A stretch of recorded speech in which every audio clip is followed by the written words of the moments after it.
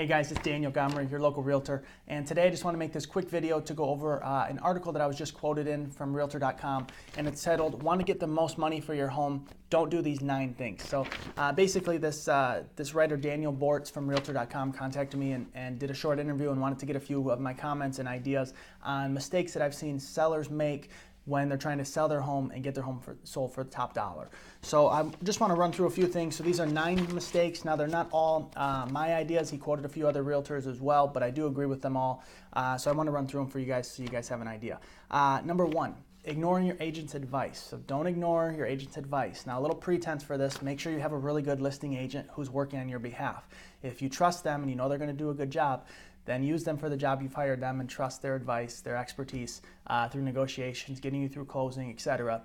Really rely on them. Their fiduciary duty is to help you sell your home for the most amount of money. So make sure you're listening to them throughout the process. Number 2, neglecting important repairs prior to listing your home. Now, if you know something's wrong with the house, even if you think it's minor, it is much better to fix up front before the buyers come through, notice it, or do a home inspection and ask at that time, because it's much less stress for you to just handle up front and causes less drama later on in the transaction. Number 3, being restrictive with showing. So don't be restrictive, be as open as possible. Now, we know we're probably gonna need a little bit of notice for someone to come see the house, but don't limit, time of day or no showings on weekends. Don't do that kind of stuff. Keep it as open as possible. You never know which buyer's gonna walk through that door and pay you the most money for your house. Number 4, failing to keep the house tidy. So that's pretty self-explanatory. Just keep it clean, tidy. It shows better. Buyers can not be distracted by any unkept rooms. They can just focus on the house, which is the ultimate goal.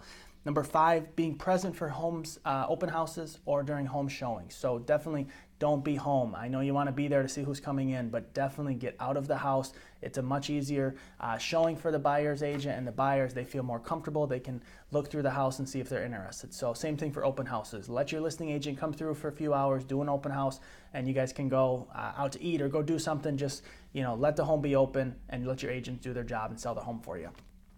Number 6, letting your pet spoil the sale. So if you have pets, just get ready for this. Make sure it doesn't smell. Some people who, especially if they don't have pets, definitely pick up on pet odors right away.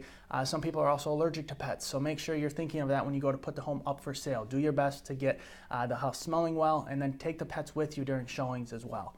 Number 7, don't review offers with a closed mind. Especially, you put the house up for sale, you want X amount of dollars and you're not budging. And I get that concept, but just be open-minded. Any offer that comes in can be negotiated, and let your agent do their job. So just be open-minded, see what can happen, and try to negotiate the best you can to get the most amount of money from those buyers.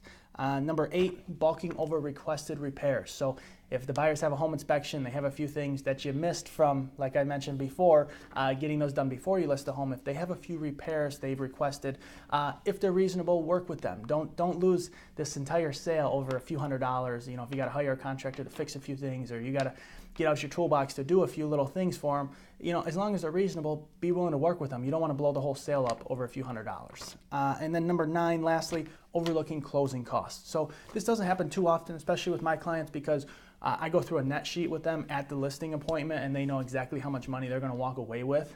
So the other closing costs you have to keep in mind, obviously you're going to pay the agent and their company a broker fee. There's going to be some title costs there, transfer tax, especially in Michigan, depending on what state you're in. So there's a few other costs. The point of this is just make sure you know up front how much you're actually going to walk away with after the sale of your property. Very important, because you want to know how much money you're going to take with you at closing. So just have your agent go through a breakdown of the net out of how much you're actually going to walk away with after the sale. So those are the 9 things, the 9 mistakes to not make if you want to get the most money for your home. So I hope that was helpful for you guys. It was fun for me to be interviewed for that and get a few quotes in the article. I will link it here in the comments so you can actually read the entire article. Let me know if you have any questions at all regarding buying and selling real estate. Thanks so much for watching again, and we'll talk soon.